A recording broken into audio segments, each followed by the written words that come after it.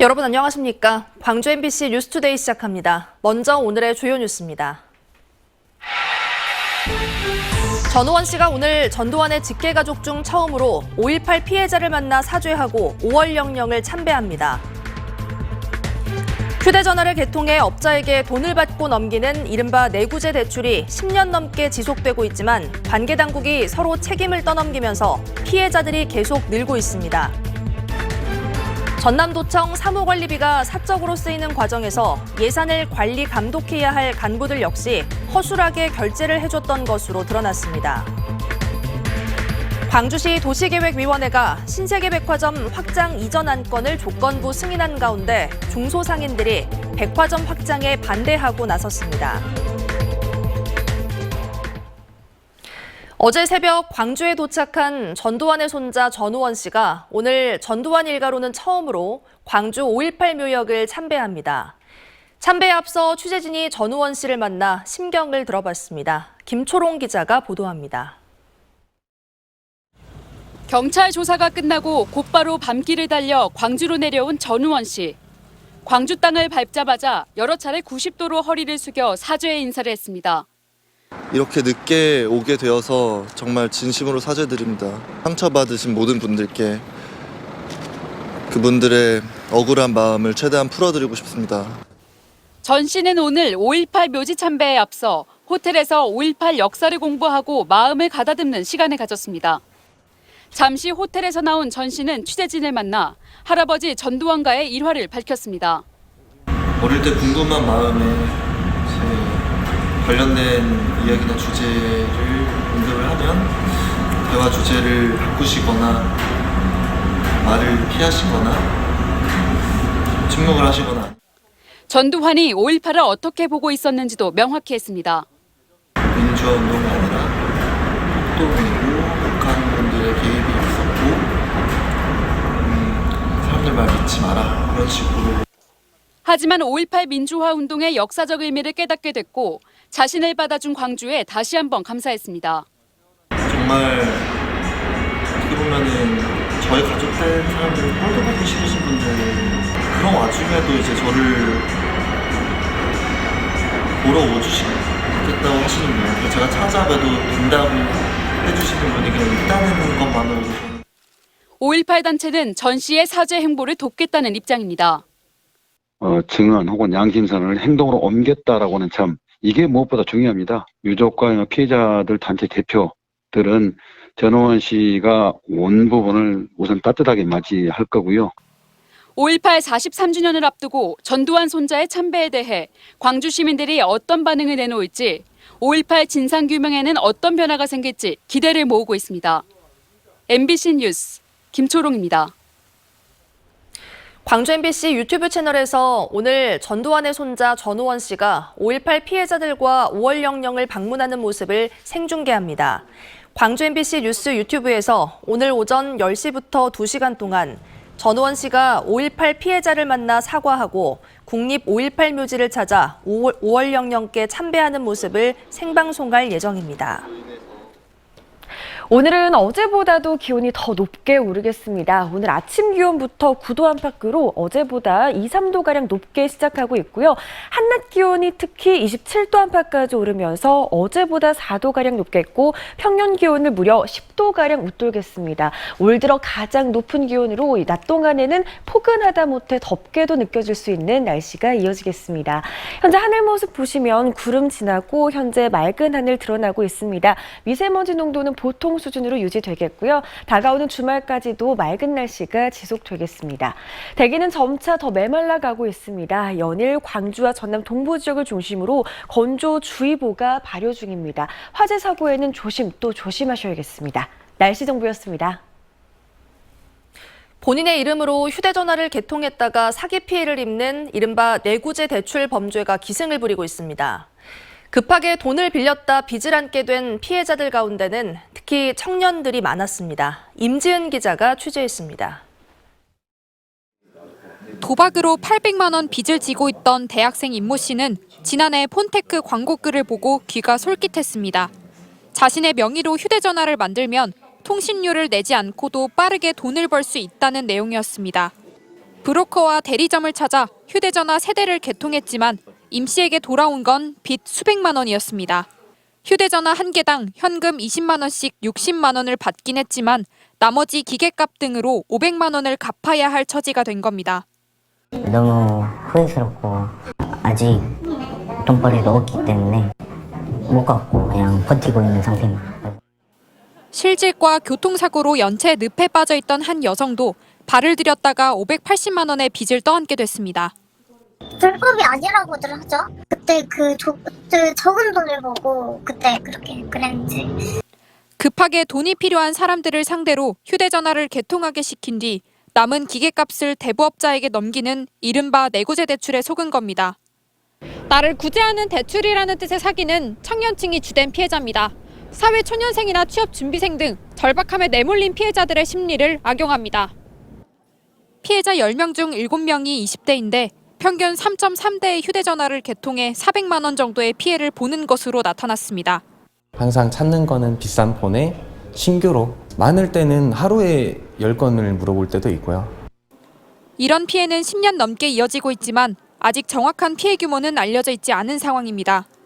전문가들은 내구재 대출이란 말로 접근해오는 이들을 일단 의심하라고 조언합니다. MBC 뉴스 임지은입니다. 앞서 전해드린 내구재 대출 사기는 지난 10년 동안 점점 조직화되면서 이어져 왔습니다. 하지만 처벌할 수 있는 법이 명확하지 않고 관계부처가 서로 책임을 미루면서 정작 피해자들에 대한 구제는 이루어지지 않았습니다. 계속해서 송정근 기자의 보도입니다. 창구마다 소액 생계비 대출 상담이 한창입니다. 소액 급전이 필요한 저신용자들이 대다수입니다. 원래 급한 사람들은 금리 들어가 힘들어하세요. 망치고 대출이자 낼 것도 있고. 이들의 심리를 노린 내구재 대출은 10년 전 처음 등장한 이후 지금까지 활기를 쳐왔습니다. 금액이 상대적으로 소액인 이 피해자들을 보호하고 가해자들을 처벌할 마땅한 법률이 없었기 때문입니다. 경찰과 검찰이 대부업법 위반 혐의를 적용해 가해자들을 재판에 넘겼지만 대법원은 지난 2019년 휴대전화 유심과 기기를 동시에 거래하는 경우 대부업법이 아닌 전기통신사업자법을 적용해야 한다고 판결했습니다. 이 경우 피해자들이 직접 피해를 입증해야 하고 경우에 따라서는 본인도 명의를 빌려준 혐의로 처벌을 받을 수가 있어서 가해자 처벌이 쉽지 않아졌습니다. 디지털 금융 확대로 인한 어떤 새로운 사기 범죄들이 발생하고 있는 현장의 흐름을 이 제도가 따라가지 못하고 있다는 걸 볼 수 있고요. 그래서 결국 법의 사각지대라는 것이 브로커들의 영업 환경을 넓혀주는 금융감독원과 과기정통부 등 내구재 대출 사기와 관련된 부처들 중에서 피해자 구제에 적극 나서는 데가 없어 피해는 계속 늘었습니다. 관련 부처가 여러 개에 걸쳐 있고 또 관련 법률 사각지대가 있고 그래서 지금 불법 사기금융 차별 TF에서도 이러저러한 이유로 서로 그 책임을 회피하는 듯한. 이 때문에 내구재 대출 사기로 인한 피해자는 몇 명인지 피해 금액은 얼마나 되는지 지금껏 제대로 된 추정치 하나 없는 실정입니다. MBC 뉴스 송정근입니다. 광주 전남 지역 고위공직자들이 신고한 재산이 공개됐습니다. 한 기초의원은 1년 사이 21억 원을 불리는 등 적잖은 이들이 자산을 늘린 것으로 집계됐는데 보유 부동산 가격과 금융자산이 늘어난 영향이라고 해명했습니다. 우리 지역 고위공직자 재산 내역을 주현정 기자가 분석했습니다. 광주 전남 지역 고위공직자와 기관장, 광역기초의원 등 450여 명의 재산 목록이 공개됐습니다. 대부분 적게는 수천만 원, 많게는 수십억 원씩 늘었습니다. 강기정 시장과 김용록 지사는 각각 4억 6천만 원과 8억여 원 늘어난 10억 9천여만 원, 26억 1천여만 원을 신고했습니다. 선거비용 보전과 급여저축, 상속 등의 영향을 받았다는 게 당사자들의 설명입니다. 이정선 시교육감은 4천만 원 늘어난 14억 3천만 원을 신고했지만 김대중 도교육감은 4억 원대였던 채무가 9억 원대로 늘면서 5억 7천만 원의 마이너스 재산을 등록했습니다. 광주 최고자산가는 황경화 남구의장으로 지난해보다 21억 원 늘어난 136억 원대를 신고했는데 부부와 자녀 명의의 100억 원 상당의 주식이 올랐기 때문이라고 설명했습니다. 전남에서는 보성을 지역구로 둔 이동윤 도의원이 133억 원을 신고해 가장 많은 재산 보유자로 기록됐고 시장군수 중에서는 명영관 해남군수가 81억 원, 이상희 간평군수가 68억 7천만 원을 신고했습니다. 거짓으로 기재하거나 중대한 과실로 재산을 누락, 직무상 알게 된 비밀을 이용하여 재산상 이익을 취한 경우에는 과태료 부과 또는 징계의 의결 요구 등 적정한 조치를 할 예정입니다. 이색 자산도 눈길을 끕니다. 김병래 남구청장의 가족은 순금 등 귀금속을 신고했고 박병규 광산구청장은 150여 종의 상장 주식을 보유하는 것으로 나타났습니다. 광주 시민프로축구단 구단주인 강기정 시장은 광주FC 주식을, 환경운동가 출신인 최재현 시의원은 태양광 조합 지분을 재산 목록에 넣었습니다. MBC 뉴스 주현정입니다. 전남대학교 교수 200여 명이 윤석열 정부가 발표한 일제 강제동원 배상안을 철회할 것을 요구했습니다. 윤석열 정부의 이번 제3자 변제 방안은 과거사에 대한 반성이 없는 일본 가해 기업을 대신해 한국 기업이 피해 배상금을 지급하겠다는 것으로 굴욕적이고 참담한 외교 실패라고 비판했습니다. 또 국가의 책무를 저버리고 국민을 기만하는 반민주주의적인 행태로서 도저히 용납할 수 없다고 말했습니다. 전남선거관리위원회는 조합장 입후보 예정자가 지난 2월 조합원에게 60만 원 상당의 향응을 제공한 사실을 신고한 신고자에게 410만 원의 포상금을 지급하기로 결정했습니다. 전남선관위는 이에 앞서 조합장 선거 위반 행위 고발 4건에 대해 3,650만 원의 포상금 지급을 결정했습니다. 12구 참사 유가족들이 광주를 찾아 독립적 조사기구 설치 특별법 제정을 호소했습니다. 12구 이태원 참사 유가족협의회는 어제 5.18 민주광장에서 기자회견을 열고 참사의 사실관계와 책임 소재를 명백히 밝히기 위해선 독립된 조사기구를 설치해야 한다며 특별법 제정을 촉구했습니다. 한편 12구 참사 유족들은 지난 27일부터 열흘 동안 특별법 국민동의 청원 참여를 호소하기 위해 전국 13개 도시를 방문하고 있습니다.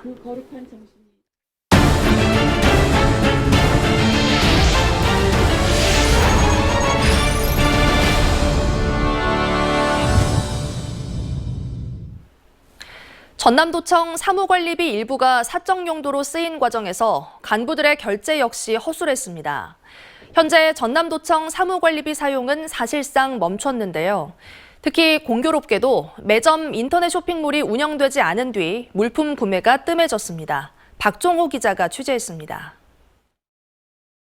전남도청 사무관리비 집행 구조입니다. 서무 담당자가 물품 내역이 담긴 견적서와 영수증, 그리고 물품 구매 사유를 담은 내용의 공문을 작성하면 팀장이 내용을 검토합니다. 이후 과장이 최종 결제를 하는 방식으로 사무관리비 집행은 서무 담당 공무원 홀로 하는 것이 아닙니다. 담당자가 수요 조사를 해서 그래서 각 팀의 또 의견도 받고 이렇게 해서 필요한 사항은 정리를 해서 팀장의 결제, 그다음에 국장 결제 이렇게 하는 거. 제대로 된 예산 관리 감독이 이루어졌다면 사무관리비를 이용한 사적 물품 구매는 사실상 불가능합니다. 그래서 서무 담당자들만의 문제로 넘겨서는 안 된다는 말이 도청 안팎에서 나옵니다. 일부 드러난 횡령 사건은 부서의 공용 물품을 매점 계정의 특정 인터넷 쇼핑몰로 구매하는 과정에서 사적 물품을 끼워 넣는 방식입니다.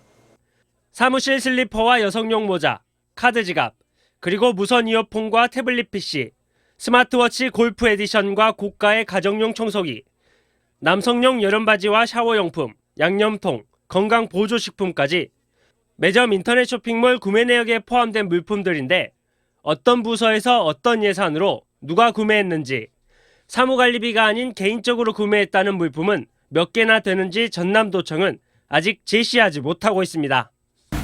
감사를 진행 중인 사항이기 때문에 다른 말씀 못 드리겠습니다. 매점에 없는 사무용품을 구매하는 정당한 창구였다는 특정 인터넷 쇼핑몰. 사무관리비 문제가 불거지자 해당 인터넷 쇼핑몰을 통한 물품 구입은 중단됐습니다. 그렇다면 인터넷으로만 살 수 있는 물품은 회계부서 공동인증서를 통해 구매하는 방법밖에 없는데 여전히 올해 사용 건수는 0건입니다.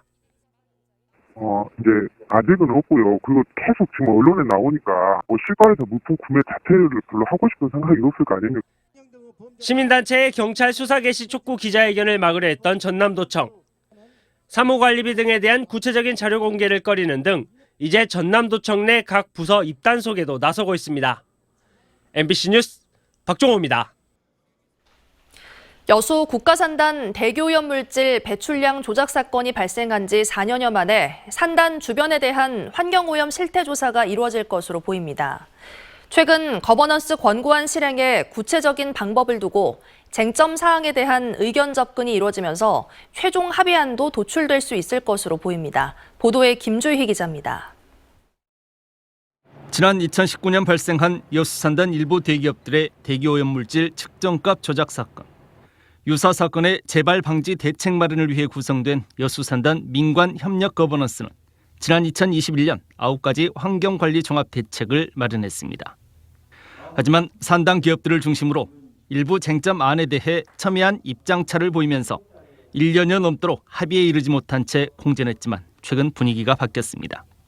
지난해 10월 구성된 민관협력 거버넌스 전문위원회가 환경오염 실태조사와 주민건강 역학조사에 대한 조정안을 마련하는 겁니다.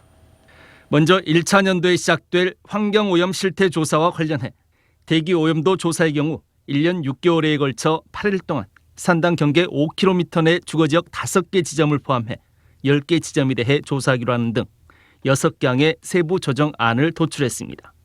저희 시민사회에서는 24개월 8계절 조사를 하는 것이 맞다고 요구를 했으나 다수에 의해서 일단 그렇게 됐기 때문에 저희는 인정하고 일단 추진했으면 좋겠습니다.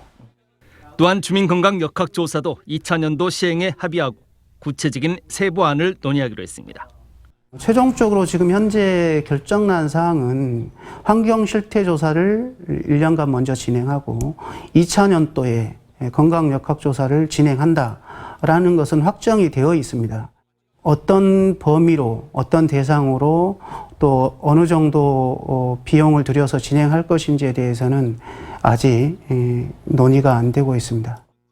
거버넌스는 또 구체적인 기업 분담금 등을 논의하기 위해 산단 기업들을 대상으로 한 설명회도 개최했습니다. 여수산단 대기오염물질 배출값 조작 사건이 발생한 지 4년. 오랜 진통 끝에 도출된 조정안이 최종 합의로 이어져 여수 국가산단이 안전하고 환경 친화적이고 지역과 상생하는 산단으로 거듭나는 새로운 시작점이 될 수 있을지 주목됩니다. MBC 뉴스 김주희입니다. 완도군이 올해를 해양치유관광 원년으로 선포하고 관광객 1,000만 명 시대를 선언했습니다. 오는 5월 문을 여는 해양치유센터를 계기로 대한민국의 건강한 삶을 선도하는 지역으로 거듭난다는 구상입니다. 신광하 기자가 보도합니다. 최근 5년간 완도군을 찾는 관광객은 꾸준한 증가세를 보이고 있습니다. 지난 2020년 코로나19 발생 첫 해를 제외하고는 연평균 10% 증가율을 기록해 지난해에는 560만 명을 넘었습니다. 이 가운데 10%인 56만 명가량은 신지와 약산, 청산도 해양치유 체험객들로 나타났습니다. 푸른 바다와 맑은 공기, 해산물 위주의 음식이 국내는 물론 외국인 관광객들에게도 깊은 인상을 심어주고 있습니다. 음식에 대해 관심이 많아서 저는 전복 먹고 싶어요. 너무 신선한 해산물이라서.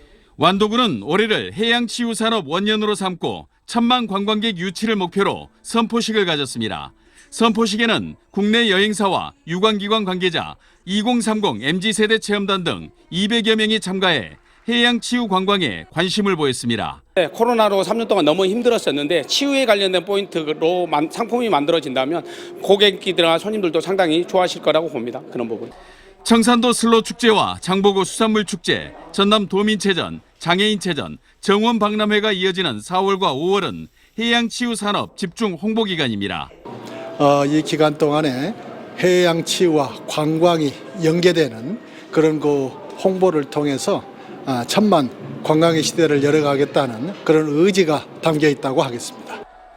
팬데믹에서 엔데믹으로 전환되는 시기를 맞아 본격화되는 완도의 해양치유 산업이 섬 관광과 관련 산업 활성화의 전환점이 될 것으로 보입니다. MBC 뉴스 신광하입니다. 롯데쇼핑이 광주의 복합 쇼핑몰 출점 의사를 공식화했습니다. 김상현 롯데쇼핑 이사는 그제 열린 롯데쇼핑 주주총회에서 사업성을 높일 수 있는 방안으로 광주 복합 쇼핑몰 출점을 생각하고 있다며 기존 백화점과 아울렛의 수익성을 우선으로 한 상품을 선보일 것이라고 밝혔습니다. 롯데쇼핑은 복합 쇼핑몰 건립을 위한 사업 계획서를 빠른 시일 내 광주시에 제출할 예정으로 알려졌습니다. 광주 신세계백화점 신축 확장 이전과 관련해 광주시 도시계획위원회에 조건부 승인이 나왔습니다.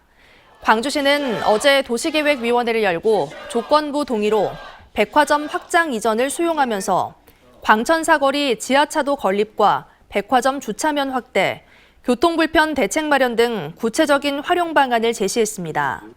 이에 따라 신세계는 지구 단위 계획 수립과 주민 의견 수렴, 대규모 점포 허가 등록 등의 과정을 거쳐야 합니다. 한편 금호월드 상가 총연합회 등은 기자회견을 열고 신세계백화점 확장 계획으로 기존 상권이 몰락하고 교통 혼잡을 더 부추긴다며 백화점 확장 이전 계획에 대해 반대 입장을 나타냈습니다. 한평에서 광주 군공항 유치를 위한 단체가 잇따라 결성된 가운데 군공항 이전 반대 대책위도 구성됐습니다. 광주 전투비행장 한평 이전 결사 반대 범국민 대책위원회는 한평군청 앞에서 기자회견을 열고 군공항 유치의 허상을 주민들에게 알리는 활동을 적극 추진하겠다고 밝혔습니다. 반대 대책위원회는 군공항 한평 이전 찬반 토론회와 공청회 등을 개최해 한평군이 향후 진행할 예정인 주민 여론조사에서 반대 의견을 결집해 나가기로 했습니다. 오늘 낮 방송되는 광주 MBC 시사온에서는 광주시의 대중교통 현실을 짚어보고 근본적인 개선 방향 등을 주제로 집중 토론을 벌입니다. 광주시와 택시업계의 보조금 지원과 기본요금 인상 갈등, 광주 마을버스 현안과 광주 도시철도 2호선 공사에 따른 주민 불편 등에 대해 전문가들이 나와 토론할 예정입니다. 오늘 방송은 오후 2시 광주 MBC 뉴스 유튜브를 통해서 실시간으로 생방송됩니다. 오늘은 포근했던 어제보다도 기온이 더 높게 오르겠습니다. 아침 기온 9도 안팎으로 어제보다 2, 3도가량 높은 기온으로 시작하고 있고요. 한낮 기온은 무려 27도 안팎까지 오르면서 어제보다 4도가량 높겠고 평년 기온을 무려 10도가량 웃돌겠습니다. 올 들어 가장 높은 기온으로 포근하다 못해 덥게도 느껴질 수 있는 날씨입니다. 오늘은 체온 조절 잘 해주셔야겠습니다. 현재 하늘 모습 보시면 구름 지나고 점차 맑은 하늘 드러나고 있는 모습입니다. 대체로 종일 맑은 날씨가 이어지겠고요. 미세먼지 농도는 내내 보통 수준 유지하겠습니다. 메마른 날씨는 계속되고 있습니다. 광주와 전남 동부 지역을 중심으로 연일 건조주의보가 발효 중입니다. 화재 사고 나지 않도록 각별히 주의하셔야겠습니다. 현재 기온 살펴보시면 광주 8도 안팎에 머물러 있고요. 담양 3도 안팎 보이고 있습니다. 한낮 기온은 담양에서 26도까지 오르면서 일교차는 20도 이상으로 매우 크게 벌어지겠습니다. 한낮에는 정말 포근한 날씨가 이어지겠습니다. 무안의 낮 기온은 23도, 강진의 낮 기온은 26도, 완도에서도 25도 안팎의 기온 예상됩니다. 구례에서는 27도까지 오르겠습니다. 바다의 물결은 전해상에서 최고 1m로 잔잔하게 일겠습니다. 다가오는 주말 동안에도 기온은 높게 유지되겠고요. 대체로 맑은 날씨가 이어지겠습니다. 날씨 정보였습니다. 이상으로 뉴스 마칩니다. 시청해주신 여러분 고맙습니다. 언제 어디서나 내 손 안의 뉴스. 광주 MBC 뉴스 유튜브 구독으로 함께하세요.